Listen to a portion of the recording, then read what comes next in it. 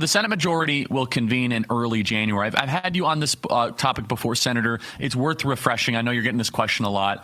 So what have you guys started to go through committee hearings and scheduling votes from January the 3rd before January 20th so that we can start to get Trump's cabinet within hours of swearing in?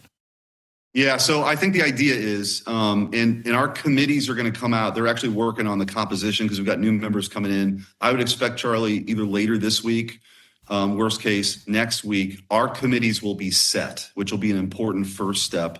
And then I think you'll see the committee chairman start to announce committee hearings right when we're back. And you're right. We should not wait until January 20th. Let's get rolling. I met with Pam Bondi actually today. Pam is a great friend. Pam is going to be an incredible attorney general.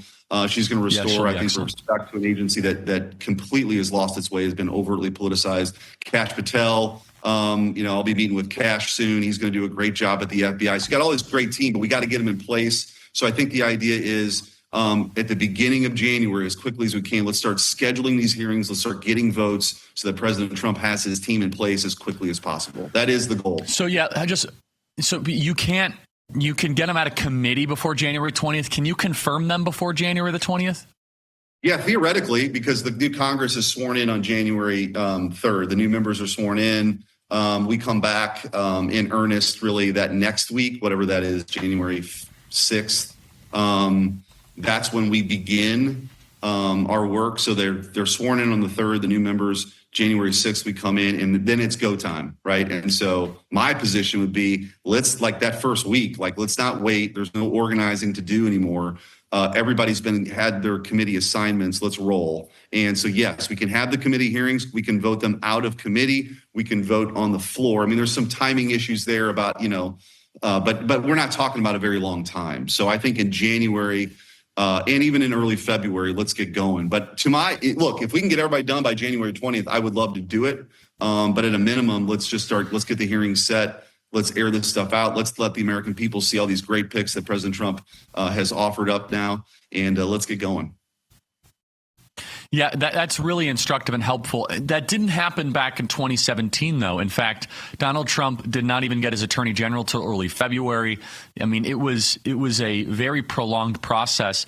What is Senate Majority Leader Thune doing differently in a good way that prior Senate leadership has not done? Yeah, so I wasn't here in 2017. I was AG in Missouri in that era. But Senator Thune has made clear we had a meeting last week with our Senate conference, and President Trump joined in by phone. We were very unified about having a sense of urgency. And to me, this is what I'm telling my colleagues. We do not get these opportunities very often. I mean, the idea that we have a Republican White House, a Republican House, a Republican Senate, that people work so hard, your listeners, everybody across the country work so hard for this.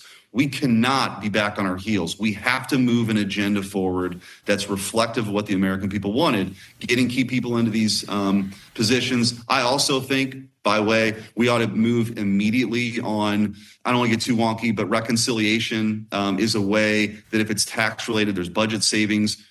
We only need 51 votes in the Senate. You don't have to deal with the 60-vote threshold. Let's get some big wins early for President Trump. Let's deal with the border. Let's deal with energy. The tax cuts that President Trump got in 2017 will expire at the end of the year. We should do that quickly, but let's not, in my view, let's get some big wins and some points on the board early. We can deal with those tax provisions, throughout the year too, and get those done. But I think that's the way to do this, because the American people are going to be watching. They're going to see the flurry of executive orders. There's a lot President Trump can do on day one, but there are some things that we need to be able to do, and I think we need to move quickly.